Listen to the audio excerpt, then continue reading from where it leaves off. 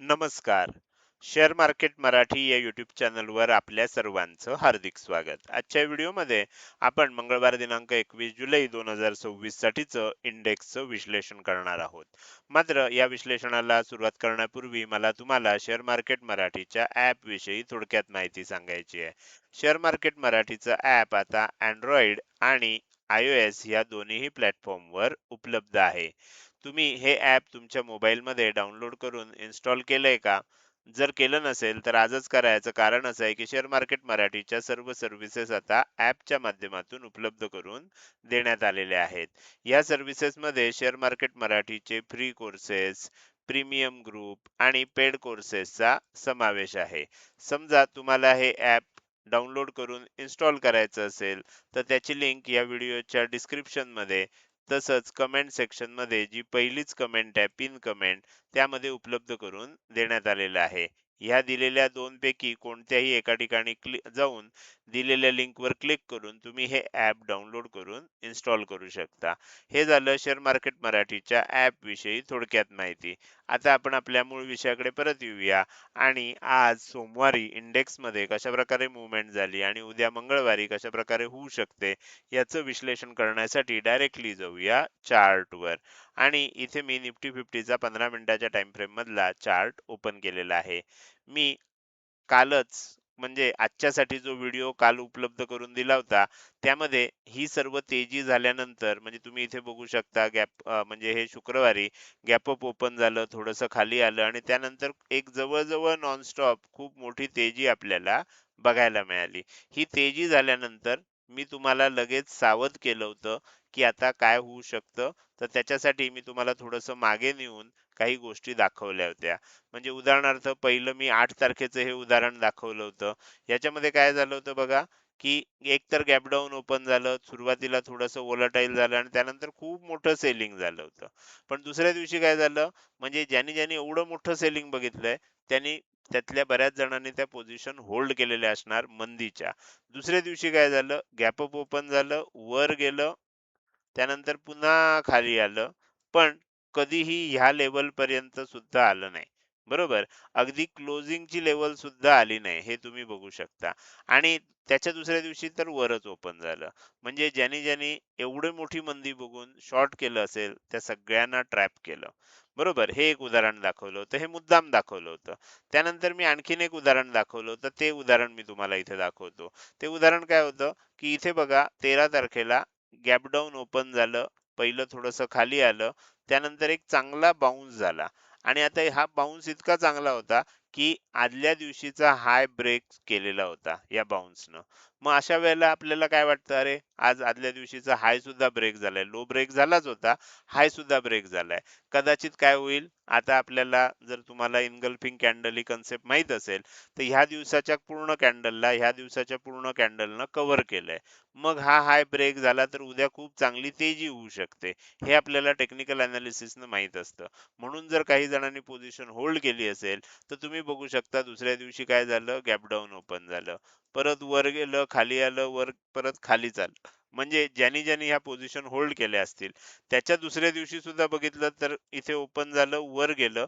ही level परत आली नाही लगेच. म्हणजे ऑप्शनमध्ये काय होतं, ती लेव्हल जर लगेच नाही आली, तर मग आपल्याला किंमत काय होते, त्याची डिटोरिएट होते. म्हणजे त्याच्यामध्ये टाइम व्हॅल्यू डीकेमुळे किंमत कमी होत जाते. परत वर झालं, खाली गेलं. म्हणजे पूर्ण ट्रॅप करत राहिलं पुढचे 2-3 दिवस. तर अशा प्रकारची मूव्हमेंट होऊ शकते. हे मी कालच व्हिडिओमध्ये तुम्हाला सांगितलेलं होतं. आज काय झालं बघा. आता आपण येऊया आजच्या ह्याच्यावर. आज काय झालं? आज डायरेक्ट गॅप डाउन ओपन म्हणजे एवढी तेजी झालेली असताना सुद्धा आज डायरेक्ट गॅप डाउन ओपन झालं. पहिल्या 15 मिनिटामध्ये वर जायचा प्रयत्न केला, खाली जायचा प्रयत्न केला. मी त्याच वेळेला सांगितलं होतं, की जोपर्यंत 24,265 च्या वर किंमत टिकत नाही, ही फार महत्त्वाची लेव्हल आहे.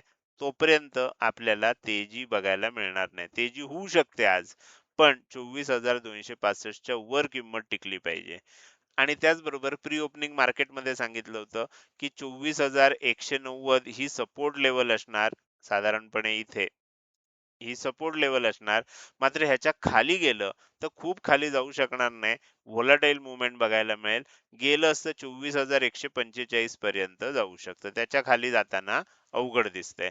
पण वर जायचं असेल तर 24,265 च्या वर टिकावं लागेल. तुम्ही बघू शकता इथे ओपन झालं, खाली आलं. 24,145 च्या अगदी जवळून 1-2 रुपयावरूनच रिव्हर्सल झालं. 24,190 वर गेलं, पण 24,265 वर जात नव्हतं. परत किंमत खाली आली. परत इथे खाली येऊन परत 24,145 थोड्या वेळासाठी खाली गेलं. पण लगेच वर आलं, टिकलं नाही. मी सांगितलंच होतं की 24,145 खाली लगेच काही जास्त टिकणार नाही. 24,190, 145 हा झोन जो आहे व्होलाटाईल मूव्हमेंटचा आहे. परत एकदा आपल्याला तेजी बघायला मिळाली.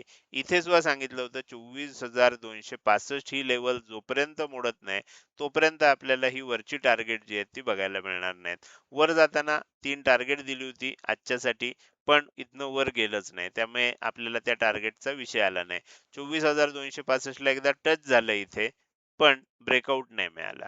ब्रेकआउट झाला असता तर मग 24,355 असेल, 24,485 असेल, ही टार्गेट आपल्याला बघायला मिळाली असती आणि वर गेल्यावर 24,580 चं पुढचं टार्गेट सुद्धा बघायला मिळालं असतं.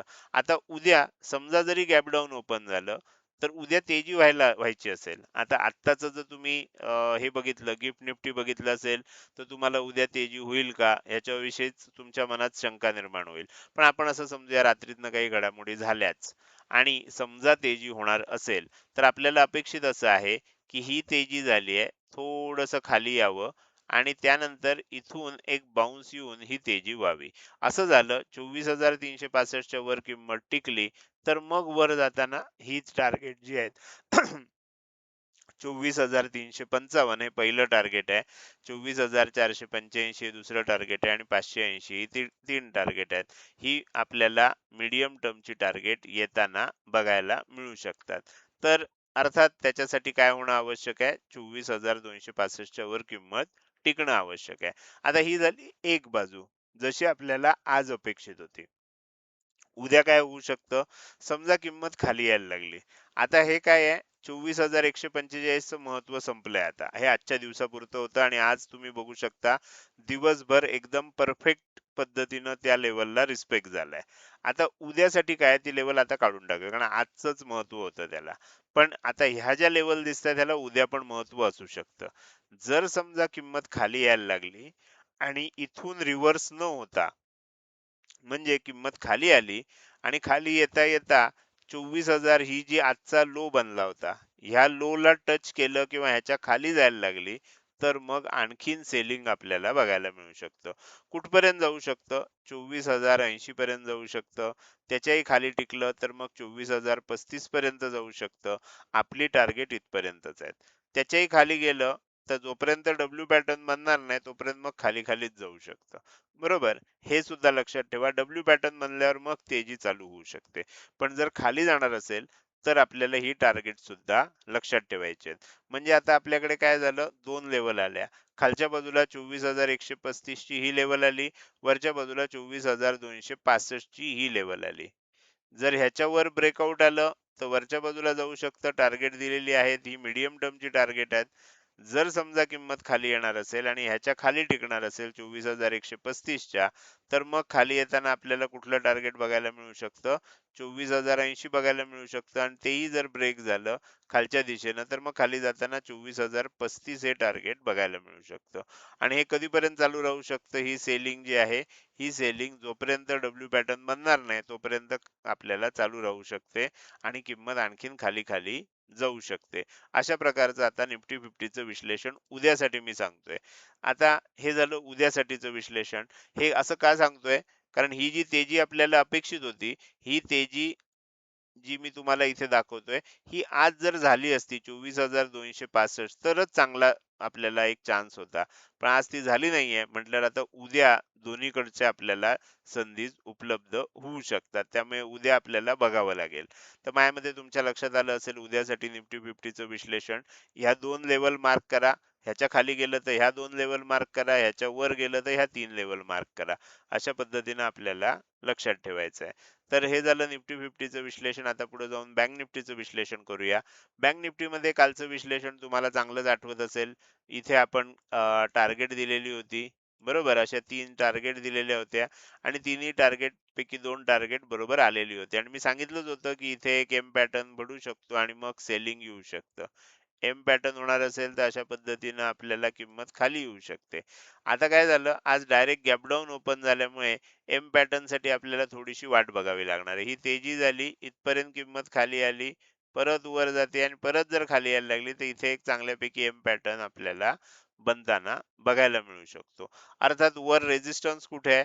वर रेझिस्टन्स तुम्हाला ह्या निळ्या रेषांमध्ये दाखवतोय. 58,065 ही एक रेझिस्टन्सची लेवल आहे आणि दुसरा रेझिस्टन्स कुठे आहे? 58,370. तर जर समजा किंमत वर जाणार असेल तर ह्या एरियामधनं पुन्हा ती खाली येऊच शकते. त्यामुळे वर जाणार असेल तर वर जाऊन खाली येण्याची शक्यता आहे. जिथे फ्लॅट ओपन झालं आणि खाली जायला लागलं तर आणखीन खाली जाण्याची शक्यता आहे. ही गोष्ट आपल्याला इथे लक्षात ठेवायची. तर माझ्या मते निफ्टी 50 बँक निफ्टीचं हे विश्लेषण तुमच्या आता चांगलंच लक्षात आलं असेल. तर आता आपल्याला काय होऊ शकतंय, हा जो झोन आहे हा रेझिस्टन्स झोन आहे हे लक्षात घ्या आणि किंमत आता खाली येऊ शकते. बरोबर, याच्यात फार वर जायला स्कोप नाही. वर जाणार असेल तर ह्या रेंज मध्येच जाऊ शकतं, कदाचित ह्याच्या थोडंसं आणखीन जाऊ शकतं. पण ही लेवल ब्रेक होण्याची शक्यता आता खूप कमी झाली 58,600 ची. तो जर ब्रेक झाला तर मग हे सांगितलेलं आजचं विश्लेषण सगळं चुकीचं ठरेल. हे पण आपल्याला इथे लक्षात घेतलं पाहिजे. तर आतापर्यंत आपण निफ्टी 50 आणि बँक निफ्टी या दोन इंडेक्स मध्ये विश्लेषण बघितलं. आता आपण पुढे जाऊन सेन्सेक्सचं विश्लेषण बघणारच आहोत. मात्र त्यापूर्वी मला तुम्हाला आपल्या YouTube चॅनल मेंबरशिप विषयी अधिक माहिती सांगायची आहे. तुम्हाला जर लाईव्ह मार्केटमध्ये अपडेट पाहिजे असेल तर तुम्ही काय करायचं आहे, YouTubeला जायचं आहे. आपला चॅनल जो आहे शेअर मार्केट मराठी हा ओपन करायचा आहे आणि ओपन केल्यानंतर तिथे सबस्क्राईब बटनच्या शेजारी तुम्हाला आता जॉईन बटन दिसत असणार आहे. या जॉईन बटनला क्लिक करून चॅनल मेंबरशिप विषयी आधी माहिती वाचायची आहे आणि नंतर चॅनल मेंबरशिप जॉईन करायची आहे. आता ह्याच्यामध्ये कुठले कुठले ऑप्शन्स आहेत ते मी तुम्हाला सांगतो. त्याच्यामध्ये 4 ऑप्शन्स आहेत. पहिला आहे ब्रॉन्झ मेंबरशिप. सध्याचा दर तुम्हाला इथे दिसतोय. पुढच्या महिन्यापासूनचा दर आहे तो इथे दिसतोय. पुढच्या महिन्यामध्ये सगळ्या मेंबरशिपचे रेट वाढून डबल होणार आहेत. बरोबर, आणि हे YouTube कडूनच आपल्याला येतं की दरवर्षी त्यांना रेट्स असतात ते ऍडजस्ट करायचे असतात. तर त्यानुसार आपण सिलेक्ट करू शकतो. तर ह्या ब्रॉन्झ मेंबरशिपचा रेट पुढच्या महिन्यापासून ₹119 दरमहा असणार आहे. सध्या तो ₹59 आहे. जर तुम्हाला सिल्वर मेंबरशिप घ्यायची असेल तर 119 आहे तो 239 होईल. पुढच्या महिन्यात गोल्ड मेंबरशिप घ्यायची आहे तर 199 आहे, ₹199 आहे, तो 479 होईल. पण ह्याच्यामध्ये एक गोष्ट लक्षात ठेवा, जर तुम्ही ह्याच महिन्यात ह्याच आठवड्यात 199 चा प्लॅन घेऊन ठेवला असेल तर त्याची व्हॅलिडिटी संपेपर्यंत तो 199च राहणार आणि वेळेमध्ये जर तो ऑटोमॅटिक आपण रिसबस्क्राईब केला तर जोपर्यंत तुम्ही ऑटोमॅटिक रिसबस्क्राईब करत राहता तोपर्यंत तुम्हाला किंमत ₹199 दरमहाच राहणार आहे. बरोबर, याची किंमत वाढणार नाही. मात्र तुम्ही डायरेक्ट पुढच्या महिन्यात घ्यायला गेलात तर तुम्हाला 479 न मिळू शकेल आणि त्यानंतर जरी तुम्ही रिन्यूअल करायचा प्रयत्न केला तरी तुम्हाला 479 लाच मिळेल. त्यामुळे सध्या तुम्हाला जर घ्यायचं असेल तर ह्याच आपल्याला आठवड्यामध्ये ₹199 दरमहामध्ये घेऊन ठेवा. पुढच्या महिन्यामध्ये जर तुम्ही ऑटो हे केलं असेल, रिन्यूअल केलं असेल तर ऑटोमॅटिक होत राहील आणि 199 मध्येच तुम्हाला ह्या सर्व सर्व्हिसेस मिळत राहतील. आता पुढे जाऊया. प्लॅटिनम मेंबरशिपची जी फी आहे ह्याच्यामध्ये मी माझ्याकडून तरी कुठलाही अपग्रेड करण्याचं किंवा अपडेट करण्याचं ठरवलेलं नाहीये. YouTube त्यांच्याकडून काही रेटमध्ये चेंज करणार असेल तर ती करू शकते. पण माझ्याकडून मी काही रेट दिलेले नाहीत. माझ्याकडून मी बाकीच्या ज्याच्यासाठी दिलेले आहेत, मी हा अनचेंज ठेवणार आहे. त्यामुळे जर वाढला तर तो YouTubeनं वाढवलाय एवढं लक्षात ठेवा. प्लॅटिनम मेंबरशिपचा रेट फिक्स राहील, पण वाढू पण शकतो हेही आपल्याला लक्षात ठेवायचं आहे. आता तुम्हाला जर काही चॅनल मेंबरशिप विषयी शंका असतील, माहिती पाहिजे असेल, तर मी इथे माझा WhatsApp नंबर शेअर करतोय. ह्या नंबरवर केवळ आणि केवळ WhatsApp मेसेजद्वारे संपर्क करा. कुठल्याही प्रकारचा कॉल करायचा प्रयत्न करू नका. साधा असेल, WhatsApp कॉल असेल, असा कुठलाही कॉल या नंबरवर स्वीकारला जात नाही. फक्त आणि फक्त WhatsApp मेसेजद्वारे तुम्ही माझ्याशी संपर्क साधू शकता आणि YouTube चॅनल मेंबरशिप विषयी तुमच्या ज्या काही प्रश्न असतील, जे काही क्वेरीज असतील, ते तुम्ही मला तिथे WhatsApp मेसेजमध्ये विचारू शकता. हे झालं YouTube चॅनल मेंबरशिप विषयी अधिक माहिती. आता आपण आपल्या मूळ विषयाकडे परत जाऊया आणि राहिलेला इंडेक्स म्हणजे सेन्सेक्सचं विश्लेषण करायला सुरुवात करूया. सेन्सेक्स मध्ये सुद्धा आपल्याला एक महत्वाची लेवल आहे. उद्या जर खरोखरच तेजी होणार असेल तर 77,885 ही जी लेवल आहे ही मेक और ब्रेक लेवल आहे. ह्याच्या वर जर किंमत टिकली तर काय होऊ शकतं, मग किंमत आणखीन वर जाऊ शकते. कुठपर्यंत जाऊ शकते, तर तेजी अशीच चालू राहिली तर 78,210 पर्यंत जाऊ शकते आणि पुढे त्याच्याही पुढे जर तेजी अशीच राहिली तर मग क्रॉस करून 78,695 वर जाऊ शकते. हे लक्षात घ्या आणि शेवटचं टार्गेट आपल्या सिस्टीम नुसार आलेलं जे आहे ते 79,055 आहे. त्यामुळे इथपर्यंत जाऊ शकते ही गोष्ट लक्षात ठेवा. पण कधी 77,885 च्या वर किंमत टिकली तर. पण काही कारणानं फ्लॅट ओपन झालं, गॅप डाऊन ओपन झालं किंवा गॅप अप ओपन होऊन सुद्धा किंमत खाली यायला लागली तर आता इथे ना एक लेवल्स आहेत दोन, या फार महत्वाच्या आहेत. 77,370 च्या आसपासची ही लेवल आहे वरची लेवल आणि खालची लेवल जी आहे ही 77,340 ची आहे. इथे सपोर्ट आहे. जर काही कारणाने ह्या लेवल्स ब्रेक झाल्या तर मग खाली जात असताना 77,105 चं हे पहिलं टार्गेट येऊ शकतं. म्हणजे हे दुसरं टार्गेट आहे कारण 77,340 हे पहिलं आहे. 77,105 पर्यंत खाली येऊ शकतं आणि त्याच्याही खाली टिकलं तर मग 76,930 पर्यंत सुद्धा किंमत खाली येताना आपल्याला बघायला मिळू शकते. त्यामुळे किंमत जर खाली येणार असेल तर खालीच यायची चान्स आहेत. वर जाणार असेल तर वर जायचे चान्स आहेत. आजच्या दिवसासाठी वर जाण्याचे चान्स खूप जास्त होते. उद्या थोडंसं 50-50 माहोल आपल्याला बघायला मिळू शकतो. हे झालं सेन्सेक्स मध्ये आज काय झालं, उद्या काय होऊ शकतं याविषयी केलेलं विश्लेषण. आता आपण या व्हिडिओमध्ये सगळ्यात शेवटच्या भागामध्ये आलोय आणि मला तुम्हाला विचारायचं आहे की आजचा हा व्हिडिओ तुम्हाला कसा वाटला.